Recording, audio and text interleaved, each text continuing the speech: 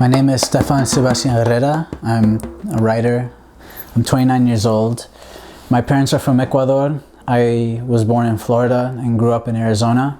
I guess I identify myself as Ecuadorian-American. I think that I decided to be a writer sometime in college, but my love of literature and language went back to when I was a kid. I was young and I was carrying around a big novel, and it was probably a horror novel, maybe like The Shining or something.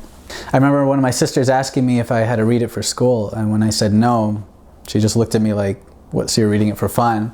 And that's when I realized that not everyone thought it was fun. But I think as a kid, it's not so intellectual. You don't really understand why you have that relationship with reading or with language. You read because it's fun to read. And if you don't think it's fun, you're going to stop reading pretty soon.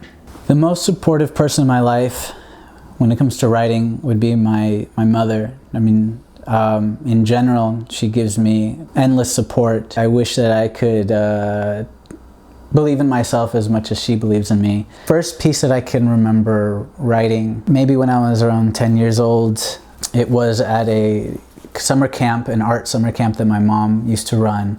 And at the end of the camp, all the children would put on a play.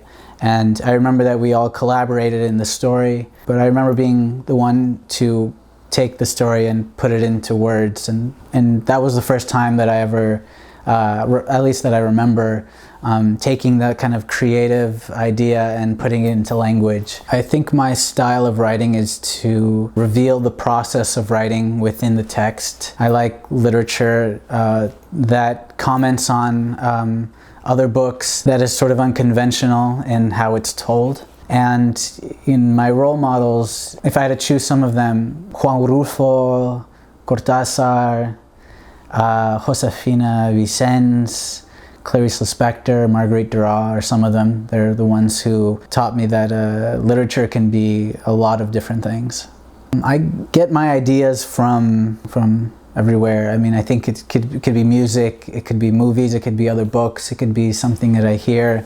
To me, that's not the hard part. The hard part isn't the ideas. The hard part is figure out how to tell the story.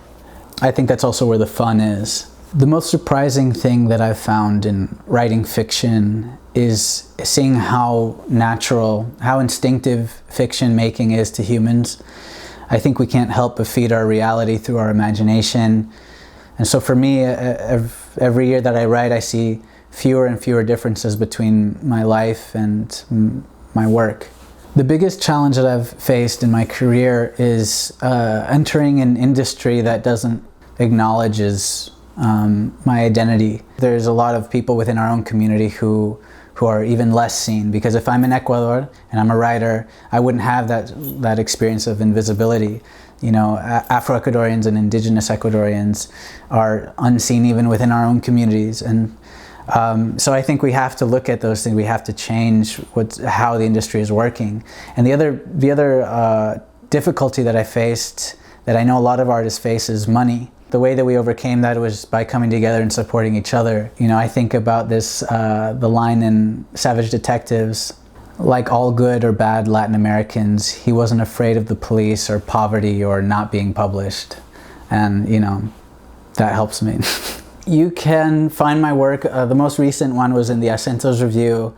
I had a story published maybe a couple years now ago in the Latino Book Review. In general, you can follow me on Instagram. I try to share the work that I'm doing as often as I can, and in spaces like the Ecuadorian-American Cultural Center, I've done some projects with them, and you can see my work there. Ecuador means a lot to me. It's a landscape of a lot of mystery and unanswered questions. You know, it influences my writing a lot, and it's for personal reasons. And my family's a part of that. You know, my access to Ecuador was often through my parents. And so I've written about them. I've written about my family. You know, I have several conversations, very honest conversations with them, you know, as I'm writing it and before it gets published, so that they're not surprised. But I'm sure they all get a little bit nervous every time I'm writing a new piece. A successful author to me is an author who is able to write freely, write exactly the way that they want, engaged with the world around them, that cares about what's happening, outside of their own head. And that's what I try to do. If I had to give advice to young writers, it's the same that they've heard, which is to read and write. Enjoy the period when they're unpublished and they don't have a lot of readers, because I think that's when they're totally free. And I know that it was in the freedom of being unread and unimportant that I discovered my voice. The legacy that I'd like to leave as a writer is to contribute to the tradition of authors who have helped us to reimagine what literature is, what a story can be, what reading can be, and who gets to participate. That's the kind of writer that I try to be all the time. And so hopefully with enough years of doing that, I'll leave something that's useful for other authors. Donde quiera que vaya, te llevo en mi corazón.